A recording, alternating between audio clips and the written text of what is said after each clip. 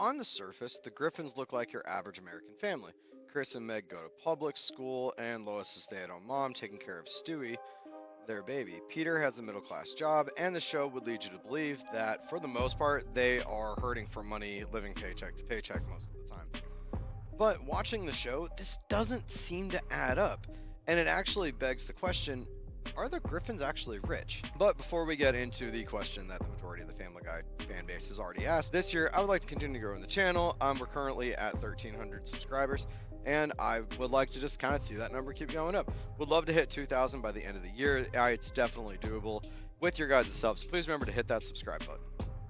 So like I mentioned before, this isn't exactly a new theory, but what would lead us to believe that they actually have a lot of money? And there are a few things that do kind of give this away. First off, when the Griffins go on vacation, they go on vacation, usually going to a really expensive resort like in season 23, episode 15, the White Lotus, or even out of the country like when they went to Italy in season 12, episode 5, Boopity Boppity Dee, or when they decide to travel and to climb Everest in season 11, episode 1, into Fat Air, basically doing this on a whim and just packing up and leaving. So now, admittingly, except for Everest, they usually win tickets, get invited by someone they know, or take advantage of deals and discounts, so they can afford to enjoy themselves, but they're not paying for the whole thing themselves, or if they are, it isn't as expensive. So in my opinion, this isn't the greatest indicator on whether or not they're actually wealthy. But then there is also Peter and Stewie's shenanigans. And if you wonder what I mean by that, I mean the fact that Stewie basically has unlimited budget for his inventions. I mean, how much metal, wires, power, computer chips, motherboards does it take just for his time machine alone, not to mention all of his weapons and things. And it's kind of the same with Peter. Whenever he wants something or wants to do something, he just pays for it, like with the Peter Copter, the Peter Blimp, he buys a horse, multiple vehicles, a literal space shuttle from NASA, and, just kind of like things like that. So they kind of have to be rich, right? I mean, how could they afford this otherwise? And, well, I'm not sure about Stewie. He could be selling off some of his inventions, maybe using his time machine to make money somehow, and since he is a baby, no one pays him enough attention to actually notice, so maybe Stewie's just independently wealthy. But we actually have an answer directly from Peter in season 12, episode 19, Meg Stinks, that he funds his shenanigans by robbing banks. So, against the law, but there's kind of your answer. How does Peter pay for anything? He just goes and steals the money and then leaves. Question is like, what banks? I feel like you can't do that in Quahog all the time, so I don't know, so food for thought there. Okay, so we can't use their actions, so how about we take a look at the main ways they've gotten money over the years, or at least the ones that stand out the most and lasted more than one episode. And quick caveat, I'm going to try and stay away from as many cutaway gags as possible, since most of them might not actually even be real, and there are so many of them, this would take literally forever. Peter technically commits welfare fraud in season 1, episode 1, Death Has a Shadow, when, due to a typo, he receives $150,000 per disability check. Now, we don't know how many checks he received, but he did throw a bunch of money out of the blimp, so it could all technically be gone now, but this will transition us really well into the job that he got let go from in order to obtain his welfare checks. Peter worked as a safety inspector and an assembly worker at the Happy-Go-Lucky Toy Factory, so he was making around $25,000 and $35,000 a year, so comfortably in middle class until the factory closed down in season 3, episode 19, Mr. Saturday Night. Here's where I stand. I've adjusted all of these prices to the amount that he was making at the time. I have not adjusted them for inflation, so he was making that amount at the time that episode aired. But because the toy factory closed down, he would become a commercial fisherman, buying a fishing boat in a police auction for $50,000 and a fish out of water.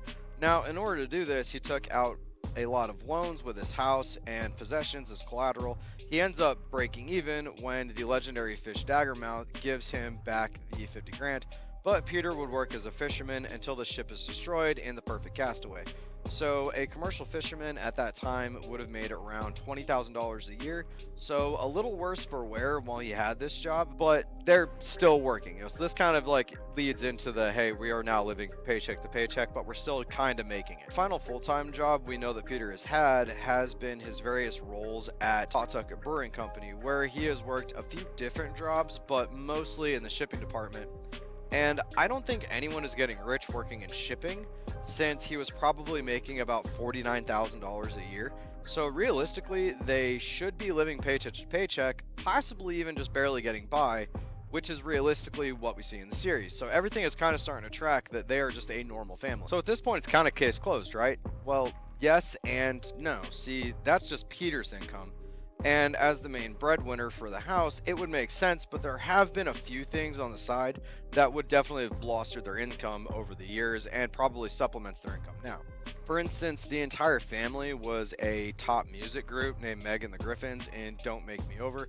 We don't know how well they did there, so I can't give you an exact figure since the music industry is a pretty fluid income-wise, and this actually isn't even the only other example of Peter making money from music and becoming a famous musician. So I don't know, it's kind of hard to tell their income-wise. It could be a little, it could be a lot, but it didn't last very long, so anything they're getting now is just royalties off of potentially the song that they were singing and stuff. Now, Lois, though, was actually mayor of Quahog in It Takes a Village Idiot and I Married One, which could have given her an income of close to $95,000 a year, but she actually resigned before even making it a year in, so they probably didn't get any of that. Peter temporarily ran Pewterschmidt Industries and Business Guy, which could have made him a billionaire, but he nearly ran the company into the ground. So he eventually gives that back to Carter, and I'm assuming they don't get anything from that. He also probably was too stupid to actually get a salary and was probably just living off of perks from the company. The whole family dealed meth in Farmer's Guy. Again, really varies, but it seems like they used the profits to kind of just get their house back. So they didn't do it for very long. They probably made just enough to just buy their old place. But you know, Peter has been on TV multiple times, which might average $100 to $200 per appearance. And there's royalties in this, but this also, once again, it greatly varies. He was a pro football player in the Patriot games, which could have given them a sign-on in the millions, but Peter doesn't complete the football season, so they probably had to give whatever sign-on they got back. Chris was a famous painter in A Pick Is Worth $1,000, where Stewie also becomes a diaper model. Now, Chris might have made a lot of money at this time where his art was popping off, but that income stream probably fell off pretty quick. Stewie, however, could still be making about $34,000 a year if he's still modeling, which might actually explain where like his more flamboyant personality has come from since these episodes have aired. So maybe Stewie is still modeling, and maybe, just like I said, Stewie is just the independently wealthy one of the family. But speaking of models, Lois was also a model in Model Misbehavior, which the amounts may vary, especially since she is no longer a model that we know of, and is probably, this isn't really paying out anymore. They probably just used her pictures, she got paid, and now she's moved on. And finally, Brian was a best-selling author in Brian Writes a Bestseller, which, if the book is still doing well, could have given him anywhere from a few thousands to hundreds of thousands of dollars. But his book seems to have fallen off after he botches his interview and essentially has a full-blown meltdown on live television. Once again, it's really not looking like they're secretly wealthy. Really, it's a miracle they still have the house. As a matter of fact, we find out in Throw It Away that Carter, Lois's dad, actually is the person paying their mortgage. Also, I forgot to mention this a minute ago, and I'm just going to throw it in here. They did win the lottery twice, but they lost it all. So that's gone. They did nothing with that. The money was in and out within, you know, ever how long a time span they had it. So they are definitely not lottery. They definitely aren't lottery rich. They definitely aren't lottery rich. I don't know why that was so hard to say. That's probably just going to stay in. Screw it. Anyway, but hold on here actually though, because Carter is a billionaire. Literally one of the richest people in the world. So wouldn't that mean that Lois would have some sort of trust fund, or at a minimum access to some levels of wealth? And once again, that's sort of complicated. He certainly helps out. Like I said, he pays their mortgage and even pays for Stewie to go to preschool. But he really doesn't like Peter specifically. At one point, only giving Lois money when she said it was for a divorce lawyer. And is also notoriously stingy, never wanting to give away any of his money, even though clearly he is willing to spend it on himself and Babs, his wife. I mean, another good example of like his stinginess is actually he gets Chris into a nice boarding school in No Chris Left Behind, only to still make the family pay the tuition for it, even though he could clearly have done it, and the family is now having to take odd jobs just to pay for Chris's school.